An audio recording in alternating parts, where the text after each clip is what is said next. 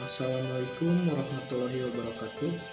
Perkenalkan, nama saya Sugi Sugiarto dari kelas Elektro A di Bulog Sore. Di sini saya akan menjelaskan sistem telekomunikasi yang ditugaskan oleh Bapak Ade Sena Permana, ST, MT. Lanjut, pengertian informasi dan sinyal. Informasi, bahan-bahan yang mengandung unsur-unsur yang dapat dikomunikasikan. Fakta, data atau segala sesuatu yang dapat menerangkan suatu hal dengan sendirinya atau melalui segala sesuatu yang telah diatur melalui bentuk dokumen, file, laporan, buku, diagram, peta, gambar, foto, film, visual, rekaman suara, rekaman melalui komputer, atau metode lain yang dapat ditampilkan. Kemudian sinyal, presentasi dari data atau informasi yang terbentuk simbol tertentu atau dikodekan dengan metode atau besaran fisika tertentu disesuaikan dengan media yang digunakan dalam komunikasinya. Kemudian ada klasifikasi sinyal. Sinyal deterministik dan random. Sinyal deterministik, tidak ada ketidakpastian terhadap nilai sinyal di setiap waktu. Sinyal random, beberapa derajat tingkat ketidakpastian dari nilai-nilai sinyal sebelum benar-benar terjadi. Kemudian thermal noise dalam rangka elektronik akibat pergerakan elektron secara random. Kemudian ada pantulan gelombang radio oleh lapisan-lapisan ionosfer yang berbeda. Kemudian kita bisa lihat di sini ada data sinyal, yaitu sinyal analog membawa data analog dan data digital. Data analog voice, sound wave, situ ada gambarnya, terus ke telepon, sinyal analog. Kemudian ada data digital, di situ binary voltage, pulse, modem. Kemudian sinyal analog, frekuensi membawa. Sinyal digital membawa data analog dan data digital. Kita bisa lihat juga di situ ada data analog dan data digital. Mungkin bisa lihat gambarnya. Kemudian kita lanjut noise ataupun derau. Fluktuasi amplituda sinyal bersifat random atau acak dan tidak diinginkan. Thermal Johnson noise, itu ada amplituda versus waktu, model Gaussian PDF. Mengetahui berapa besar dasar noise per Hertz. Mengapa? Kriteria kerja sinyal itu ada 3. 1. Seberapa baik suatu sistem komunikasi dapat dibedakan dari sistem sinyal lain yang tidak rapi atau mengganggu. Kedua, untuk komunikasi analog itu ada 2. 1. Seberapa dekat kemiripan terhadap sumber asli atau fidelity. Kemudian SNR digunakan sebagai ukuran kinerja. 3.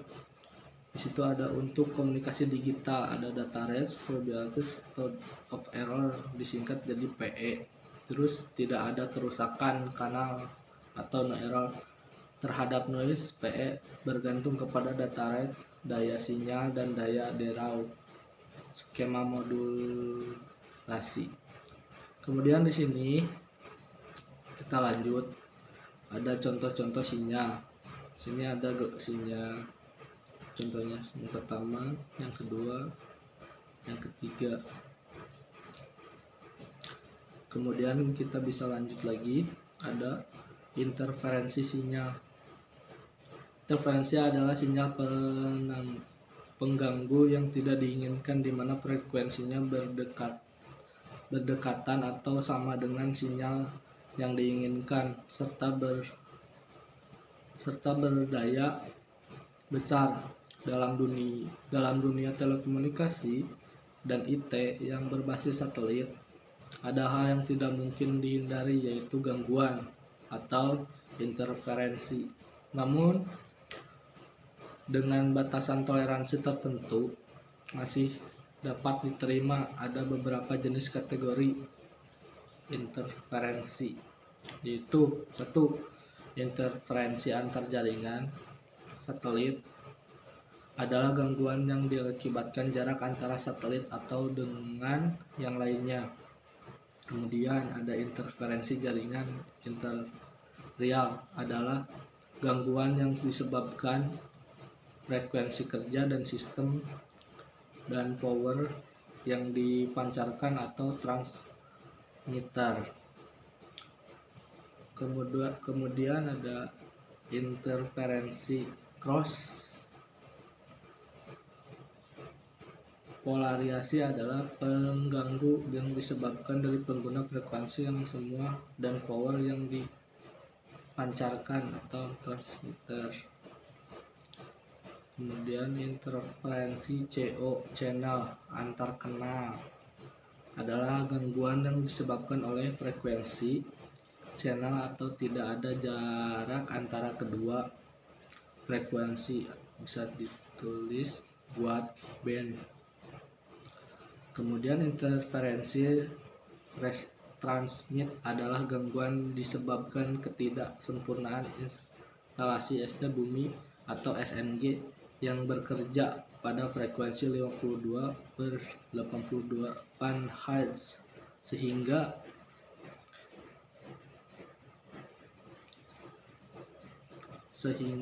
frekuensi radio FM 88 atau 108 AM akan masuk ke dalam sistem uplink.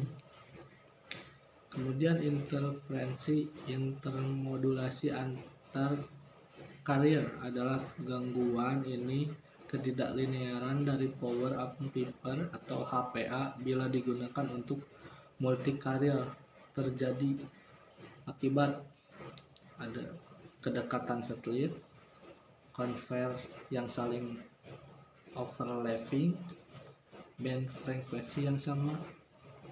Kemudian ada sini padding multi dan shielding sinyal. Padding adalah penyimpangan atenuasi yang mengalami sinyal carrier termodulasi telekomunikasi terhadap media propagasi tertentu. Padding merupakan gangguan komunikasi yang gejalanya dapat dirasakan oleh penerima akibat adanya fluktuasi atau ketidaktepatan level daya sinyal yang diterima oleh receiver. Kemudian multi-padding yang terjadi karena terdapat objek antara pengirim dan penerima sehingga gelombang yang sampai ke penerima berasal dari beberapa lintasan atau multipath, dan fluktuasi yang terjadi bersifat cepat atau fast padding terjadi dari rincian jika sinyal yang dominan adalah sinyal yang bersifat line of sight direct path relay jika sinyal yang didomain adalah sinyal yang bersifat tidak langsung atau indirect path. Kemudian ada shadowing, padding yang terjadi karena adanya efek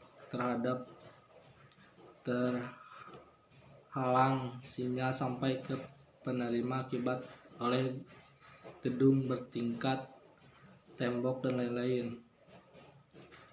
Kemudian fluktuasi sinyal yang terjadi bersifat lambat atau slow padding Terus ada contoh komunikasi yang menggunakan sinyal analog, yaitu radio komunikasi pertama ditemukan dikategorikan jenis komunikasi analog yang terdiri dari cewek telegraf, radio amatir, militer, navigasi laut, dan lain-lain.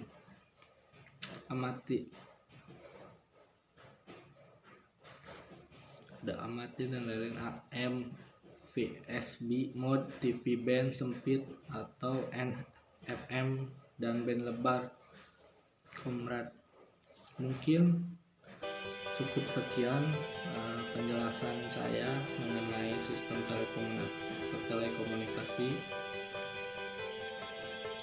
Assalamualaikum warahmatullahi wabarakatuh.